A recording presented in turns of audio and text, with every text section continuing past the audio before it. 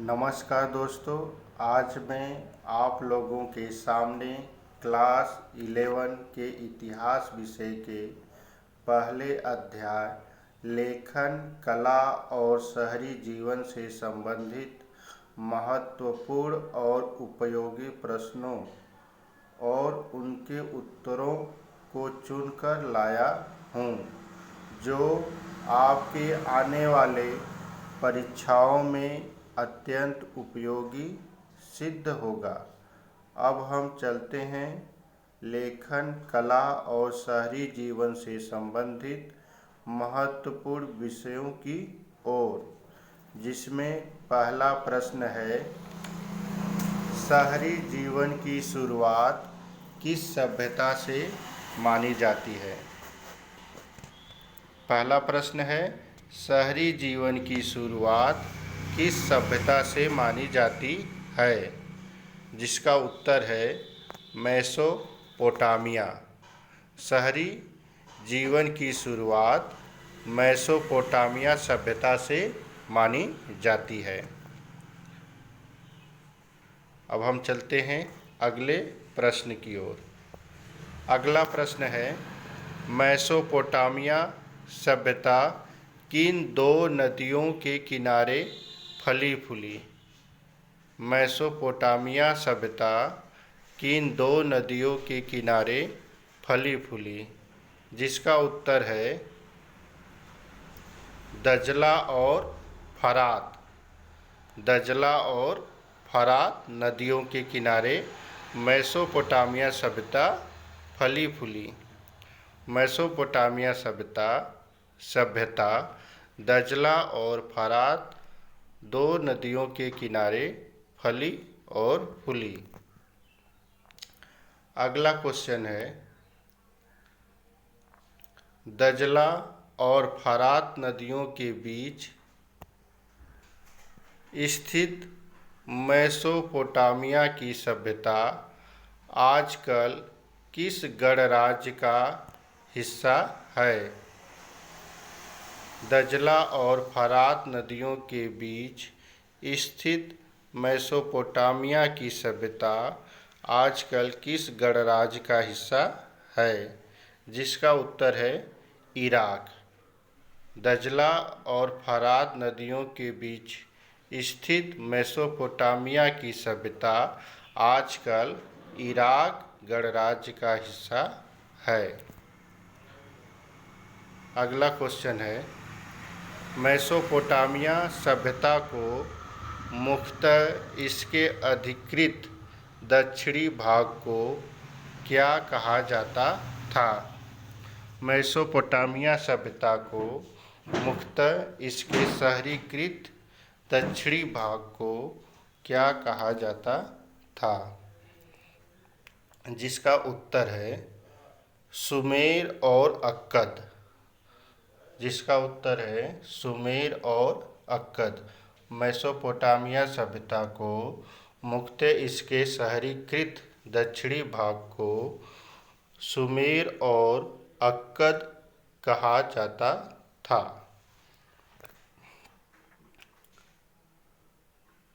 अगला क्वेश्चन है, 2000 ईसा पूर्व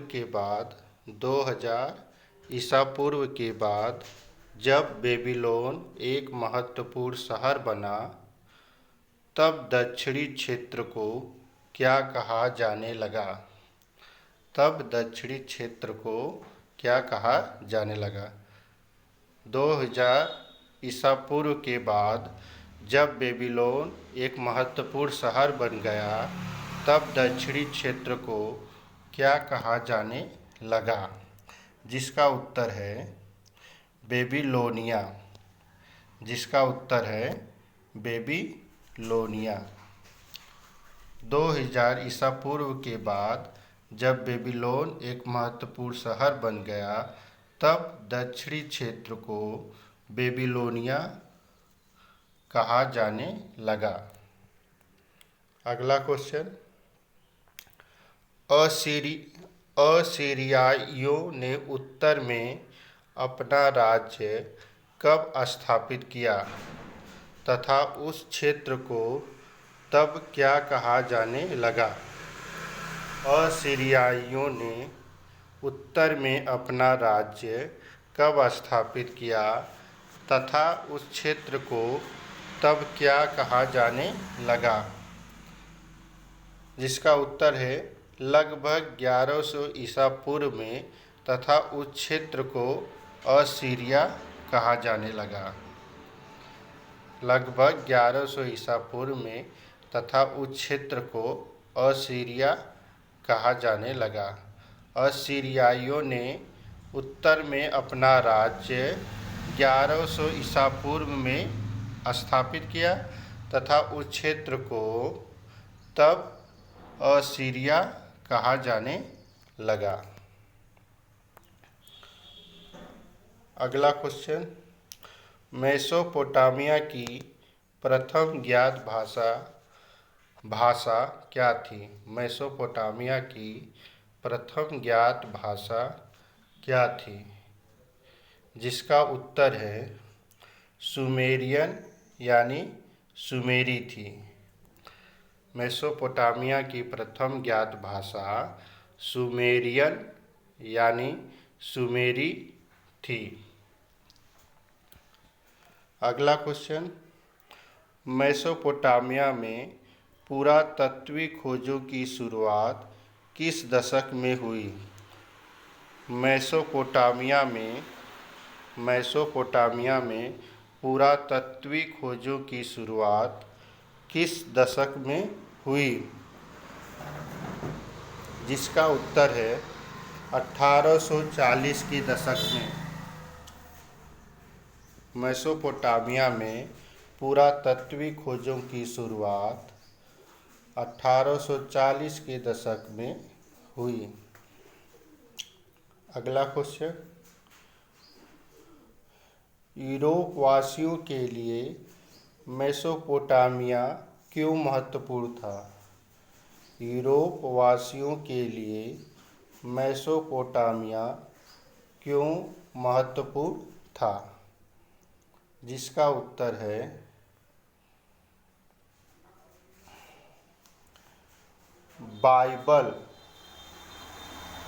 बाइबल के प्रथम भाग ओल्ड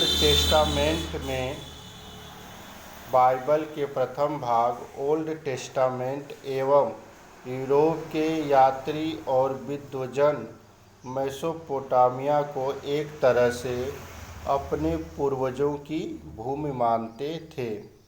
बाइबल के प्रथम भाग ओल्ड टेस्टामेंट एवं यूरोप के यात्री और विद्वजन मेसोपोटामिया को एक तरह से अपने पूर्वजों की भूमि मानते थे। अगला प्रश्न, ओल्ड टेस्टामेंट की बुक ऑफ जेनेसिस में किसका उल्लेख है? ओल्ड टेस्टामेंट की बुक ऑफ जेनेसिस में किसका उल्लेख है? जिसका उत्तर है सिमार। ओल्ड टेस्टामेंट की बुक ऑफ जेनेसिस में सिमार का उल्लेख है। अगला प्रश्न, मेसोपोटामिया में सन 1873 में ब्रिटिश म्यूजियम द्वारा प्रारंभ किए गए खोज अभियान का खर्च किस समाचार पत्र ने उठाया? मेसोपोटामिया में सन 1873 में ब्रिटिश म्यूजियम द्वारा प्रारंभ किए गए खोज अभियान का खर्च किस समाचार पत्र ने उठाया? जिसका उत्तर है ब्रिटिश समाचार पत्र। जिसका उत्तर है ब्रिटिश समाचार पत्र ने। मेसोपोटामिया में सन 1873 में ब्रिटिश म्यूजियम द्वारा प्रारंभ किए गए खोज अभियान का खर्च ब्रिटिश समाचार पत्र ने उठाया। अगला प्रश्न, मेसोपोटामिया में एक ऐसी पट्टिका की खोज की जानी थी जिस पर बाइबिल में उल्लिखित किस कहानी का अंकन था। मेसोपोटामिया में एक ऐसी पट्टिका की खोज की जानी थी जिस पर बाइबिल में उल्लिखित किस कहानी का अंकन था। जिसका उत्तर है जल प्लावन। जिसका उत्तर है जल प्लावन। मेसोपोटामिया में एक ऐसी पट्टिका की खोज की जानी थी जिस पर बाइबिल में उल्लेखित जल प्लावन का अंकन था। उत्तर में अगला प्रश्न है, उत्तर में ऊंची भूमि है जिस पर कौन सा घास का मैदान है। उत्तर में ऊंची भूमि है जिस पर कौन सा घास का मैदान है। स्टेपी घास का मैदान। स्टेपी घास का मैदान। उत्तर में ऊंची भूमि है जिस पर स्टेपी घास का मैदान है।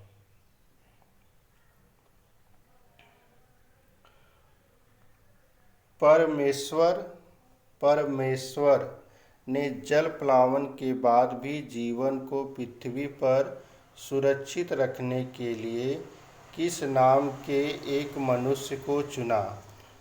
परमेश्वर ने जल प्लावन के बाद भी जीवन को पृथ्वी पर सुरक्षित रखने के लिए किस नाम के एक मनुष्य को चुना। जिसका उत्तर है नोआ।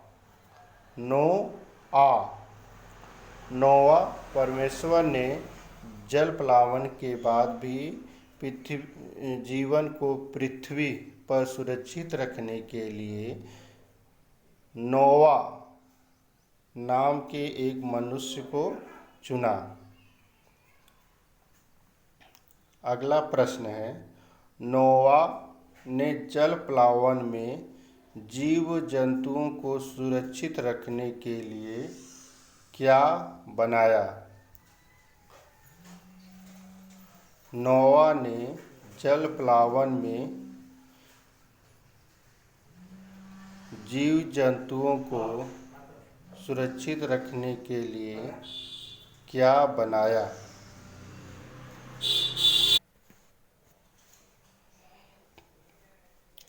नोआ ने जल प्लावन में जीव जंतुओं को सुरक्षित रखने के लिए क्या बनाया। जिसका उत्तर है एक बहुत विशाल नाव। नोआ ने जल प्लावन में जीव जंतुओं को सुरक्षित रखने के लिए एक बहुत विशाल नाव बनाया। अगला प्रश्न है, नोआ की कहानी के समान ही मेसोपोटामिया के परंपरागत साहित्य में भी एक कहानी मिलती है जिसके मुख्य पात्र को कहा जाता है। जिसके मुख्य पात्र को कहा जाता है। नोआ की कहानी के समान ही मेसोपोटामिया के परंपरागत साहित्य में भी एक कहानी मिलती है जिसके मुख्य पात्र को कहा जाता है। जिसका उत्तर है जीऊ शूद्र या उतना पिष्टिम कहा जाता था।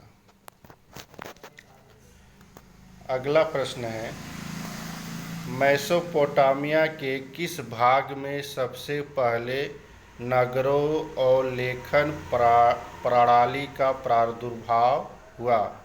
मेसोपोटामिया के किस भाग में सबसे पहले नगरों और लेखन प्रणाली का प्रादुर्भाव हुआ। दक्षिणी भाग में। मेसोपोटामिया के दक्षिणी भाग में सबसे पहले नगरों और लेखन प्रणाली का प्रादुर्भाव हुआ। अगला प्रश्न है, फरात और दजला नाम की नदियाँ किस भाग से निकलकर अपने साथ उपजाऊ बारीक मिट्टी लाती रही हैं? फरात और दजला नाम की नदियाँ किस भाग से निकलकर अपने साथ उपजाऊ बारीक मिट्टी लाती रही हैं? जिसका उत्तर है उत्तरी पहाड़ों से। जिसका उत्तर है उत्तरी पहाड़ों से। फरात और दजला नाम की नदियाँ उत्तरी पहाड़ों से निकलकर अपने साथ उपजाऊ बारीक मिट्टी लाती रही हैं। फरात नदी रेगिस्तान में प्रवेश करने के बाद कितनी धाराओं में बंटकर बहने लगती है?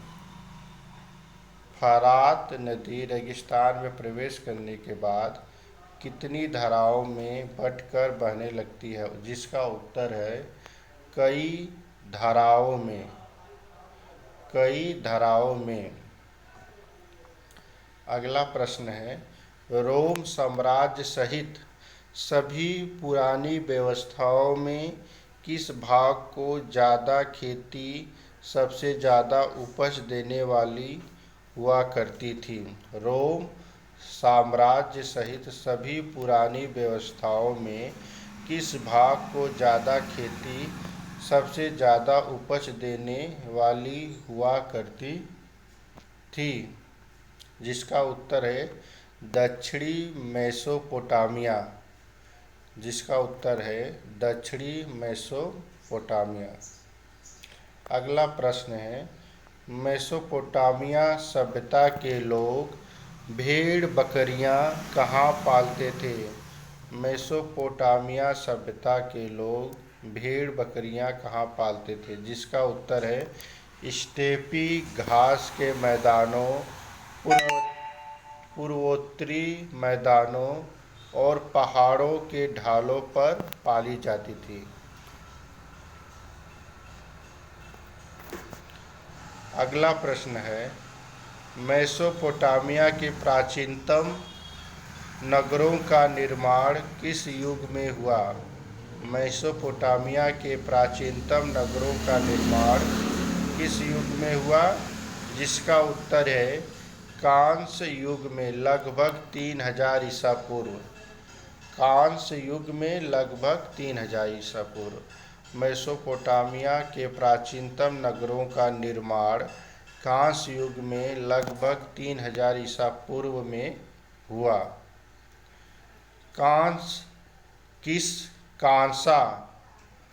कांसा किस धातु से बनता है? जिसका उत्तर है तांबा और रांगे के मिश्रण से। तांबा और रांगे के मिश्रण से। रांगे के मिश्रण से। अगला प्रश्न है, मेसोपोटामिया में किस संसाधन का अभाव था? मेसोपोटामिया में किस संसाधन का अभाव था? जिसका उत्तर है खनिज संसाधन।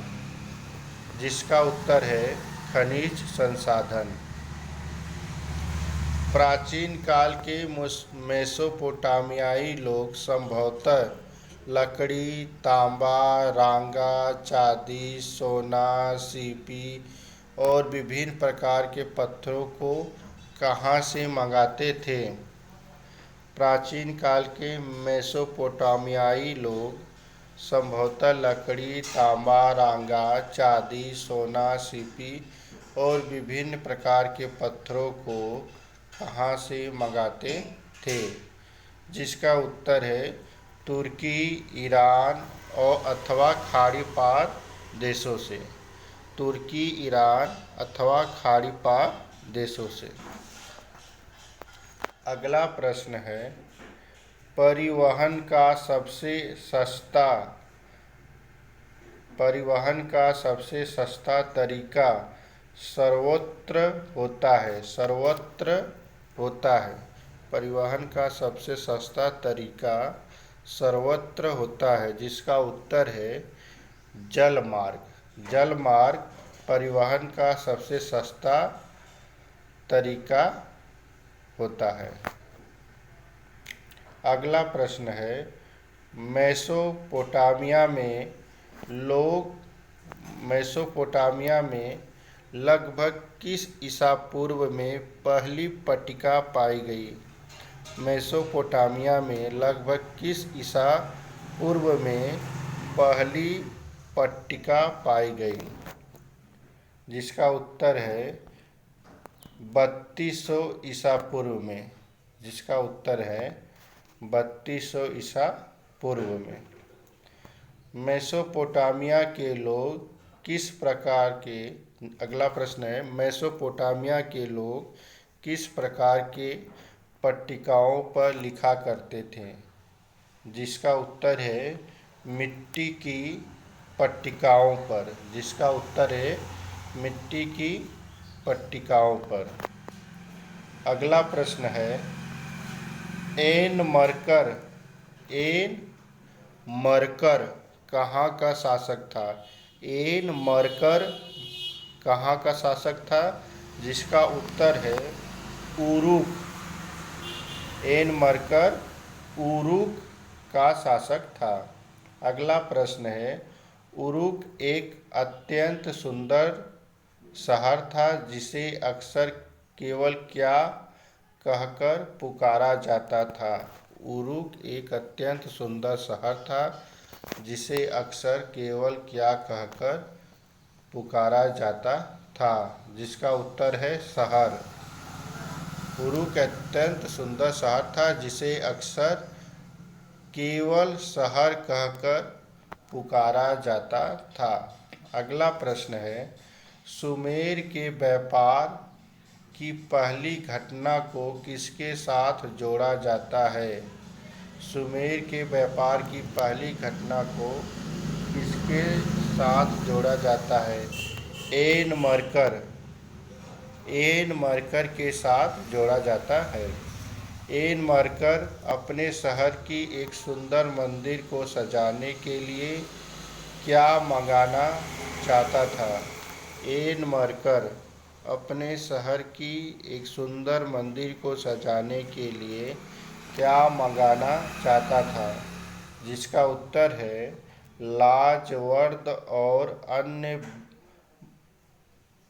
बाहुल्य रत्न। लाजवर्द और अन्य, यहाँ होना चाहिए बहुमूल्य रत्न तथा धातुएं। लाजवर्द और अन्य बहुमूल्य रत्न तथा धातुएं। अगला प्रश्न है, एन मरकर ने अपना एक दूत किस एक सुदूर देश के शासक के पास भेजा? जिसका उत्तर है अरट्टा नाम के एक सुदूर देश के शासक के पास। एन मरकर ने अपना एक दूत किस एक सुदूर देश के शासक के पास भेजा? अरट्टा नाम के एक सुदूर देश के शासक के पास भेजा। अगला प्रश्न है, मेसोपोटामिया की विचारधारा के अनुसार सर्वप्रथम किसने व्यापार और लेखन की व्यवस्था की थी? मेसोपोटामिया की विचारधारा के अनुसार सर्वप्रथम किसने व्यापार और लेखन की व्यवस्था की थी? राजा ने। जिसका उत्तर है राजा ने। दक्षिणी मेसोपोटामिया का सबसे पहला ज्ञात मंदिर कैसा बना हुआ था? दक्षिणी मेसोपोटामिया का सबसे पहला ज्ञात मंदिर कैसा बना हुआ था? एक छोटा सा देवालय था जो कच्ची ईंटों का बना हुआ था। एक छोटा सा देवालय था जो कच्ची ईंटों का बना हुआ था। उर किस देवता को कहा जाता था? उर किस देवता को कहा जाता था? जिसका उत्तर है चंद्र को। उर चंद्र देवता को कहा जाता था। इन नाना देवी थी। जिसका उत्तर है प्रेम व युद्ध की देवी थी। इन नाना प्रेम व युद्ध की देवी थी। अगर हमारा यह वीडियो आपको पसंद आया हो तो इसे ज़्यादा से ज़्यादा शेयर करें, जिससे और इतिहास से संबंधित महत्वपूर्ण प्रश्नों पर वीडियो बनाने की प्रेरणा मिले। जय हिंद।